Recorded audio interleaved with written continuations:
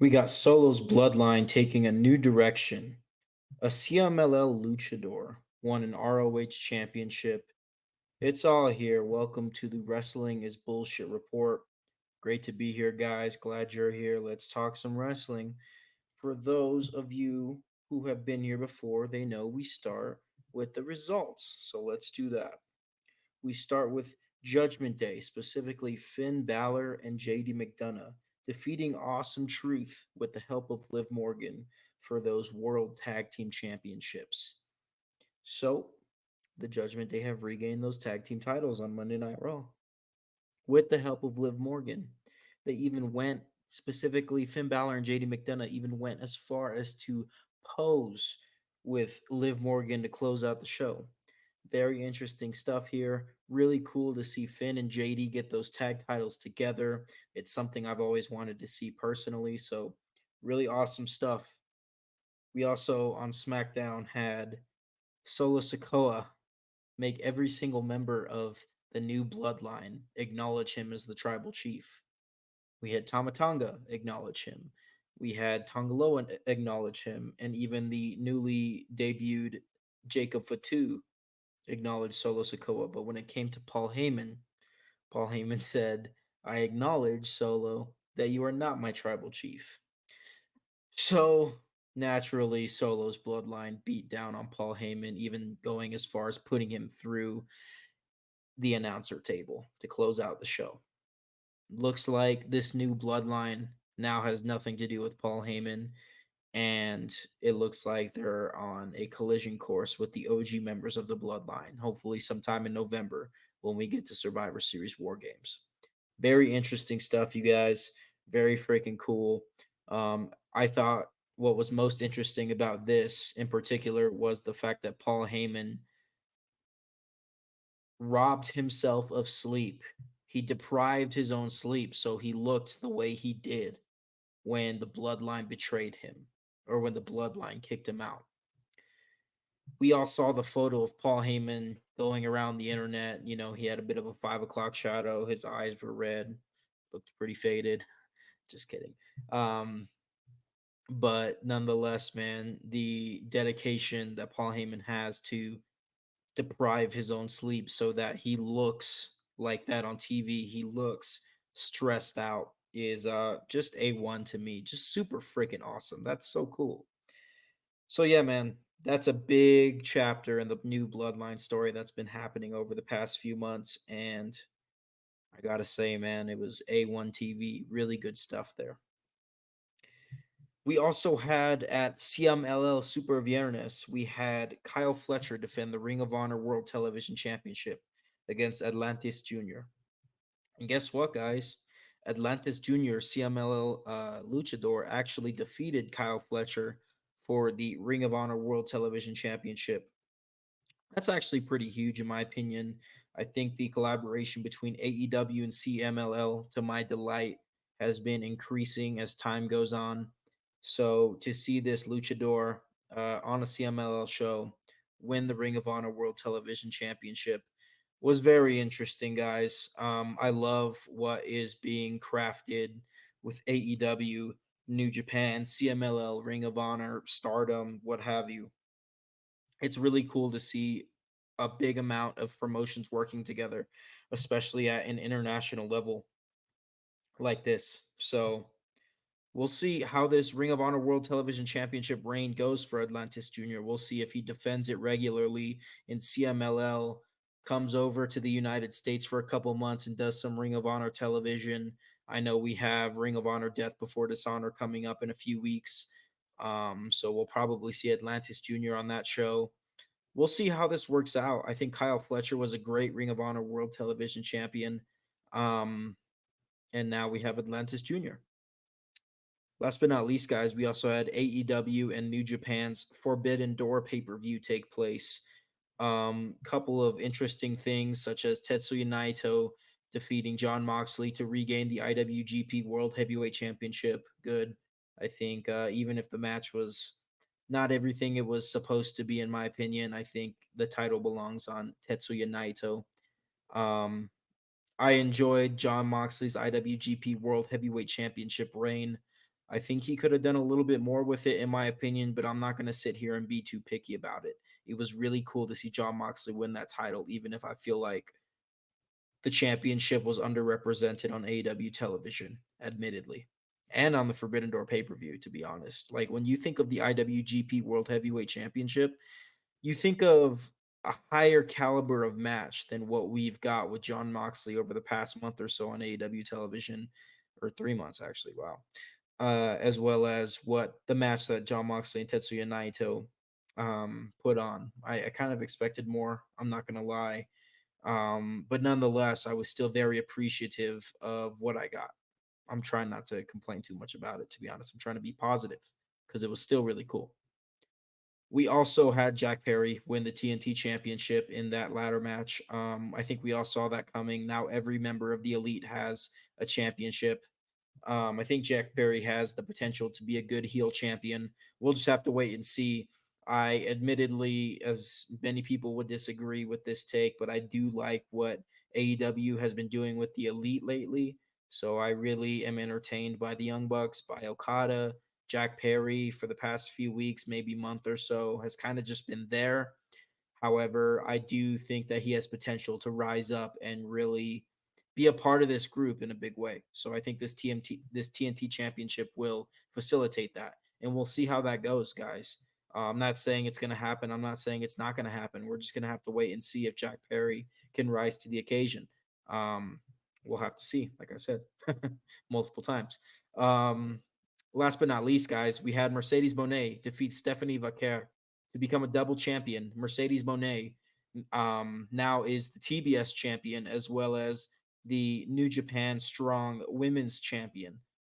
And that's not it, guys. That's not it. We also had the return of Dr. Britt Baker, DMD, with her sights set on Mercedes Moné. And I think that has Wembley Stadium written all over it. The next pay per view that AEW is putting on is All In Wembley Stadium next month in August. So I think Britt Baker versus Mercedes Moné is a fantastic match, and I can't wait for it. Yeah, guys.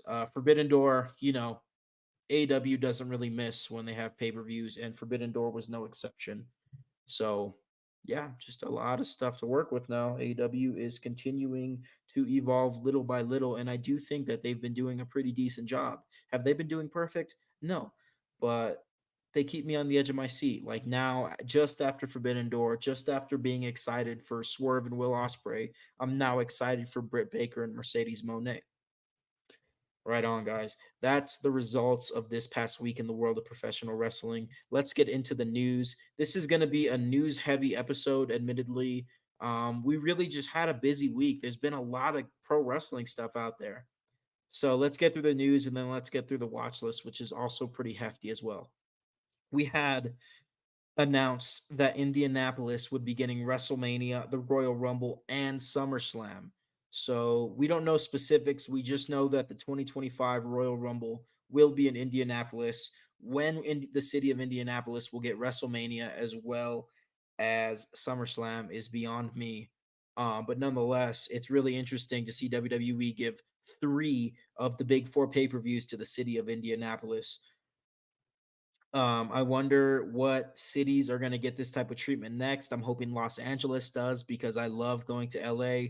I grew up in LA. I have family in LA. So whenever WWE kind of has a big presence in the city of Los Angeles, I'm able to attend. I can justify attending, going and seeing family, and just making my way back home. So I'm really hoping personally that LA gets this kind of treatment, gets another WrestleMania, gets another Rumble, gets another SummerSlam within 2 years, within a 2 year time frame.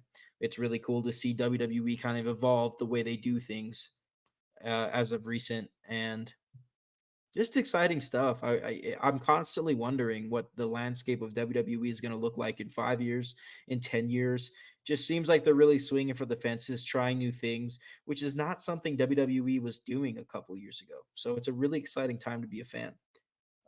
We also had the head writer of SmackDown depart WWE, so seems like he went out with a bang, right? With the I don't know if he was if his last week was the Paul Heyman segment of him getting kicked out of the Bloodline. or if that's just a taste of what SmackDown is going to start looking like more often. Because honestly, when I did research on this guy, I'm not going to say his name, this WWE writer that was in a prominent role for writing SmackDown, it didn't sound like he was a great dude. I'm not going to lie. It didn't sound like he was, didn't sound like, it sounds like WWE SmackDown will be better without him. But we'll just have to wait and see. We'll just have to wait and see. Maybe I'm wrong and he's a really cool guy. I don't know. I don't know. We also have WrestleMania XL. It's finally been given a release date. I didn't put it in my freaking notes.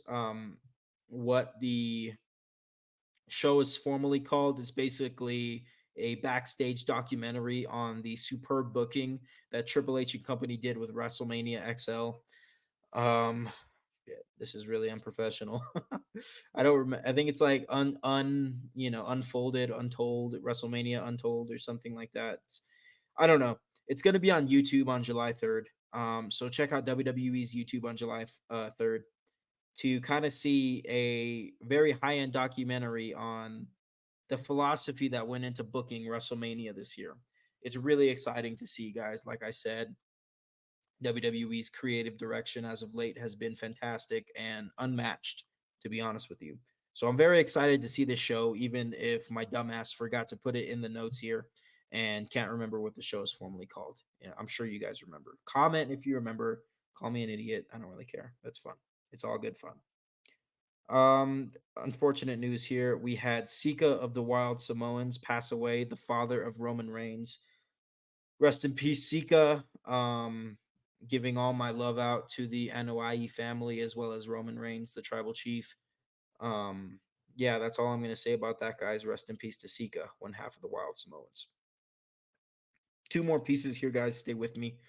We have Dijak frustratingly leaving WWE, writing a letter or typing a letter and printing it more so, posting the photo of that letter on his Instagram and just taking the internet by storm.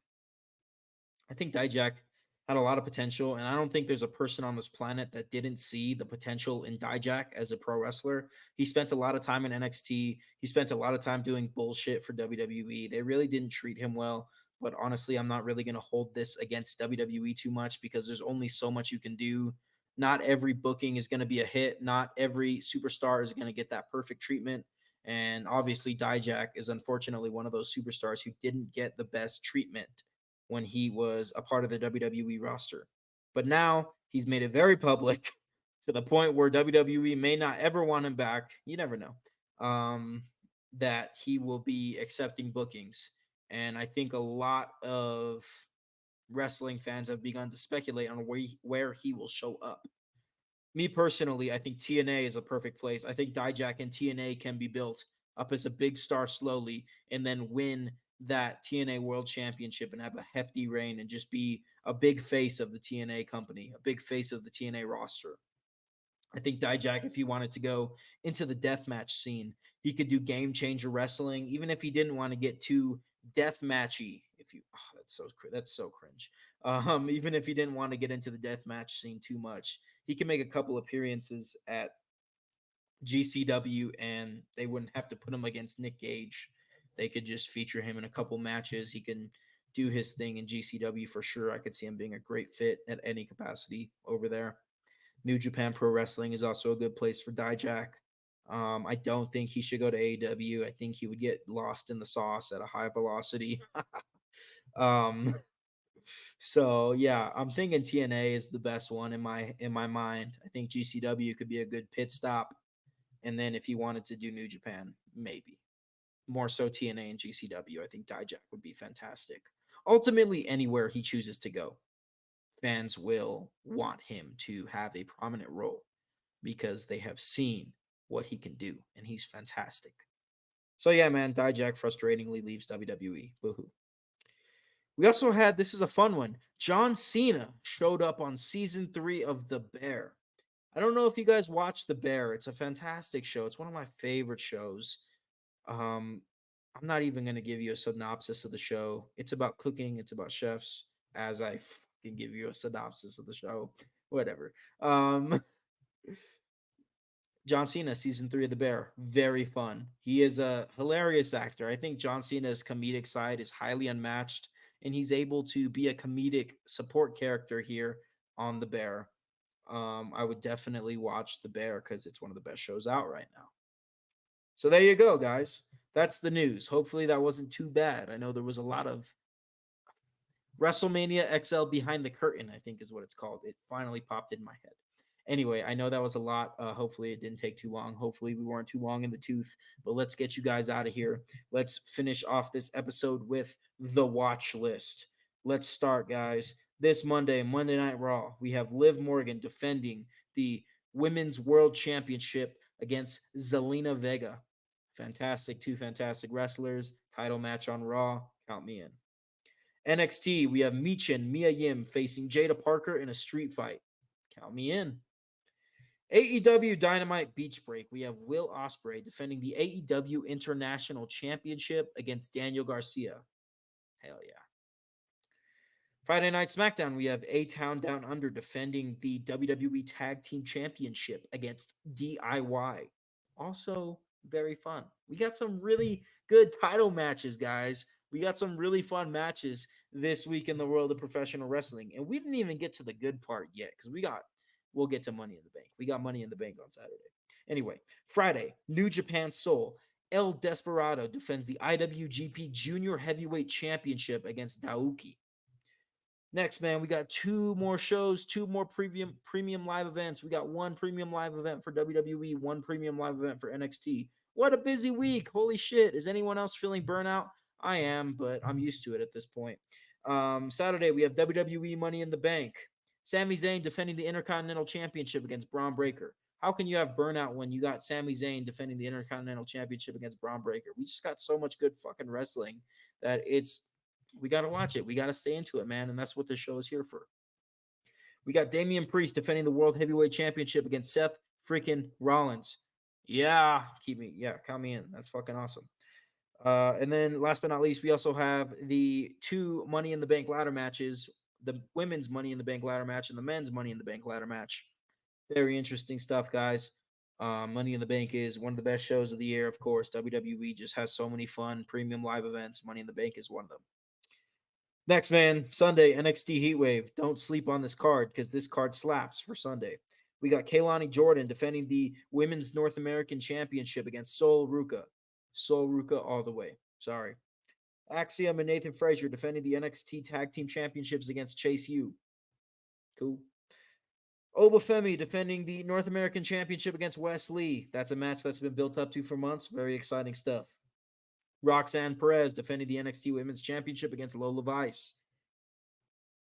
Will Lola Vice get the dub? We don't know. I think Lola Vice has had a lot of good momentum. Last but not least, guys, Trick Williams defends the NXT Championship in a fatal four-way match. We got, I think it's Trick Williams, Javon Evans, Sean Spears, and Ethan Page. Yes. Good stuff, guys. That is the Wrestling is Bullshit report. I hope you guys enjoyed. I hope you guys are keeping up with wrestling. I hope you guys are striving to be your best selves and being happy and what have you. I know I am. And it's been great to talk wrestling with you guys. Appreciate all who watch. Appreciate all who support the page. I know we're growing on YouTube. We've been growing on Instagram for a few years. It's been a hell of a ride. I've learned so much just kind of being the leader of this community or whatever. It's really cool, guys, and I really appreciate your patronage. All right, guys, that's a report. That's an episode. I'll talk to you guys later.